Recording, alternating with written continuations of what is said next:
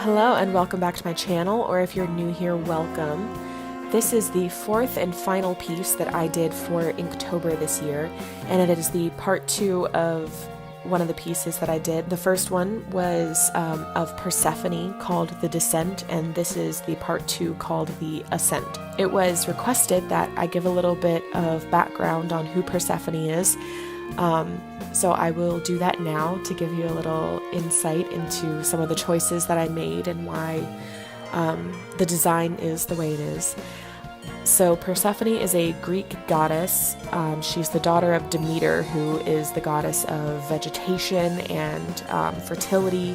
She's basically what keeps the world abundant and full of living plants.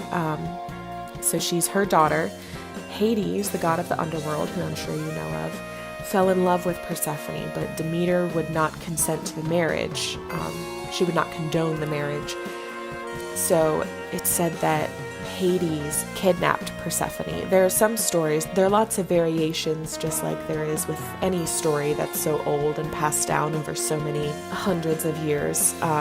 So Persephone is with Hades in the underworld, and Demeter, when she discovers that she's gone and sends out a search party. Nobody can find her. The world falls to a icy, desolate place. All the plants die, the crops die, people starve. It's terrible.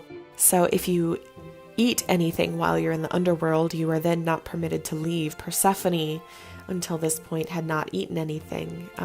She eats 6 Persephone seeds. What? 6 pomegranate seeds, which then translates to 6 months that she spends of the year in the underworld, and the other 6 months she's allowed to go back home to her mom, and that is when the 6 months that she is in the world of the living, the plants are abundant and the world is full of life, and these are the seasons of spring and summer.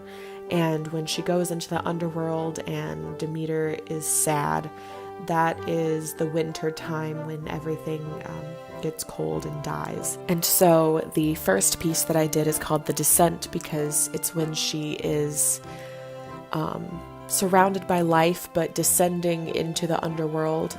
And the second piece is the Ascent, when she's coming up from her 6 months of being in the underworld. She's a gold-gilded skeleton goddess. The imagery is a bit darker, more shadowed, a little more mysterious, I suppose, whereas the first one, everything is kind of, well, as bright as it can be when it's in grayscale, but so she's surrounded by all of these things that symbolize her. The ivy and maidenhair fern. In the first piece, there's mushrooms and flowers and the pomegranates at the bottom. There's the narcissus flower at the top and a bat. And then in the second piece, you still have the ivy and the maidenhair ferns and some flowers. And then above her is a deer skeleton with some flowers, and torches was one of the things that apparently symbolizes her, but I didn't want to draw a torch, so I did these little cauldrons at the bottom that are smoking. I kind of imagine them full of incense, which is not a torch at all, but you know, it's art, we can twist things. And the two pieces side by side are sort of mirrored in like the flow of the dress and the hair, so that they go together. And then in the first piece, the Descent, her aura around her is gold and bright, and in the second piece, it's black. When she's in the world of the living, she's this bright, colorful, vibrant, flower crown hippie child. And then I like to imagine that when she's in the underworld, she takes on this role of like the dark queen.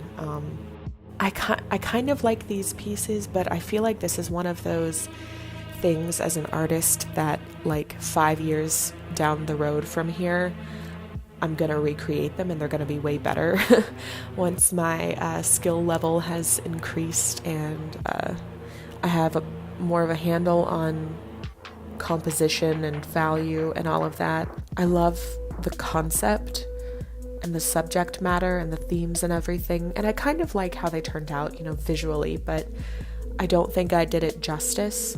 It just wasn't quite what I was going for, but I don't know how to get it to that point just yet. So yeah, side by side, they're pretty cool though. I'm not sure which one I like more. I kind of like the second one just because she's a skeleton, but that smoke kind of kills my soul. I don't really like how that turned out. Yeah, anyway, artists, critical, whatever. The process was, again, very straightforward. I did thumbnail sketches in my sketchbook first, and then I did the underdrawing, and then I went in with the Micron 0.005 millimeter pen to do the line work, and then started painting in value with different washes of ink. I did the gold first underneath the veil, and then layered on the veil on top.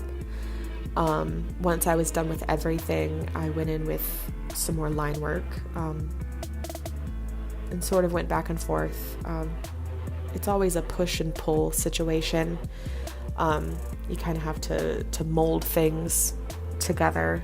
But yeah, I think that's it for me. I don't really have anything else interesting to say, so I will leave you to watch or skip ahead as you please. There will be more from me, more art, more content. I will probably drop down to one video a week because it's much more manageable, and I work at a theater and we're going into tech this week for a new show, so it's going to get kind of crazy. So one video a week. Probably, unless I get really ambitious.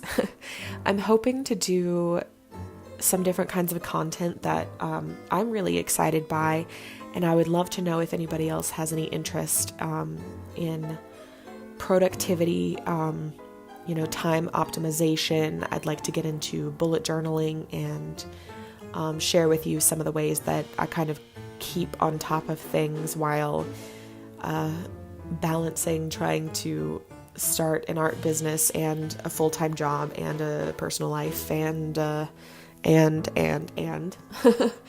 life always pulls us in a million different directions. So anytime I can find something that helps me to stay on top of things, I jump on it. So if anyone else is like that, I would love to know. And then I'll start doing some of that content sooner rather than later.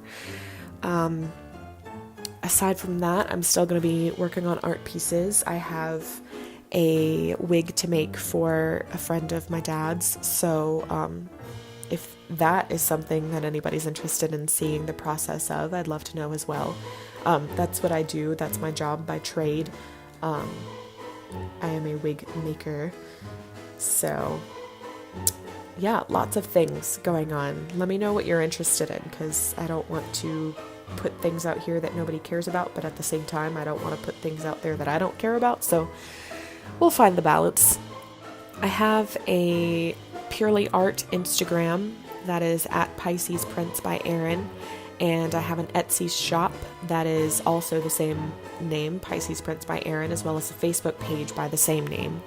I also have a Instagram that shows my face more if you care more about that kind of content, and that's just my name, Erin Bullock.